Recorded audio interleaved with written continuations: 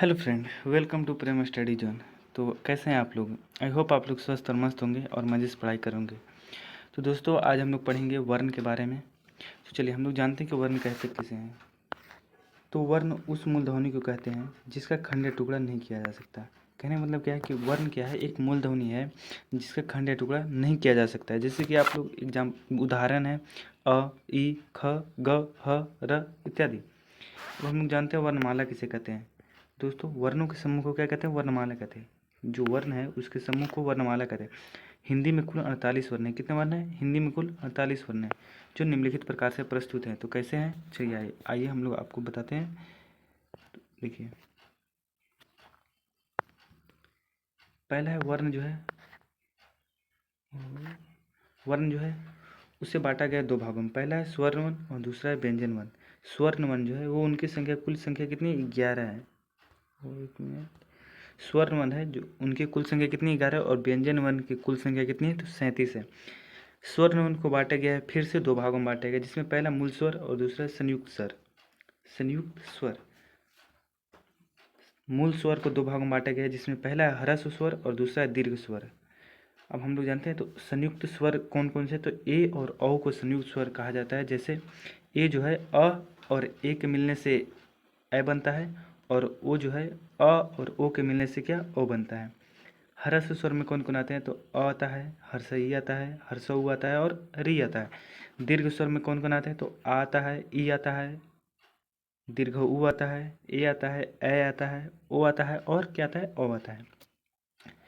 और लोग व्यंजन, व्यंजन वर्ण को बांटे गए चार भागों में, जिसमें पहला है स्पर्श व्यंजन, दूसरा अंतस्थ व्यंजन, तीसरा उष्ण व्यंजन, चौथा है संयुक्त व्यंजन। तो स्पर्श व्यंजन कौन कौन है? तो क से लेकर म तक जो होते हैं वो होते हैं हमारे स्पर्श व्यंजन, और य, र, ल, व ये हमारे होते हैं अंतस्थ व्यंजन, और तलाबी सा, मूर्धनी सा, तंती सा और ह ये जो हमारे होते हैं ये होते हैं उष्ण व्यंजन, और जो छ, त्र, ज्ञान और स्र ये हमारे होते हैं संयुक्त व्यंजन।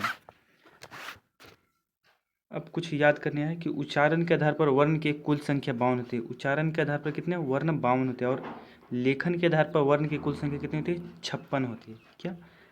उच्चारण के आधार पर वर्ण के कुल संख्या 52 होती है, और लेखन के आधार पर वर्ण की कुल संख्या होती है वो होती है 56। अब हम लोग जानते हैं कि स्वर्ण वर्ण किसे कहते हैं। तो दोस्तों, जिस वर्ण का उच्चारण बिना किसी दूसरे वर्ण की सहायता से उसे स्वर्ण वर्ण कहते हैं। यहाँ पे आप लोग लिख लीजिए जिसका, जिस वर्ण का लिख लीजिएगा। तो स्वर्ण वर्ण किसे कहते हैं? जिस वर्ण का उच्चारण बिना किसी दूसरे वर्ण की सहायता से हो उसे क्या कहते हैं? स्वर्ण वर्ण। तो हमने पीछे पढ़ा कि स्वर्ण वर्ण 11 होते हैं। तो कौन कौन होते हैं? तो अ, आ, ई, उ, री, ए, ओ और औ। ये जो होते हैं ये हमारे स्वर्ण वर्ण होते हैं। हम लोग जानते हैं व्यंजन वर्ण किसे कहते हैं। अब हम लोग जानते हैं तो व्यंजन, जिन वर्णों का उच्चारण स्वर्ण वर्ण की सहायता से होता है उसे हम लोग कहते हैं व्यंजन वर्ण कहते हैं। तो इसके उदाहरण कौन कौन से हैं? क, ख, ग, घ इत्यादि। तो आप लोग सोचिएगा कि व्यंजन वर्ण में स्वर्ण वर्ण कैसे आ रहा है। तो ये जो क हमारा है ये बना है, एक मिनट,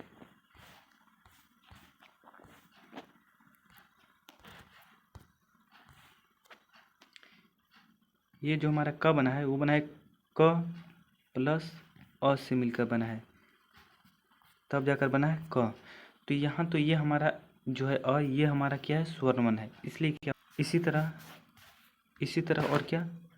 तो ख प्लस अ के मिलने से क्या बनता है? तो ख बनता है। इसी तरह और उदाहरण दे सकते हैं आप लोग प का, प प्लस अ के मिलने से क्या बनता है? तो हमारा बनता है प। तो ये थे कुछ उदाहरण। तो चलिए, आई होप आप लोगों को ये वीडियो बहुत ही पसंद आया होगा। तो इसी के साथ वीडियो ख़त्म होता है, और हम लोग मिलते हैं आप लोग एक नए वीडियो के साथ। तब तक के लिए जय हिंद, जय भारत।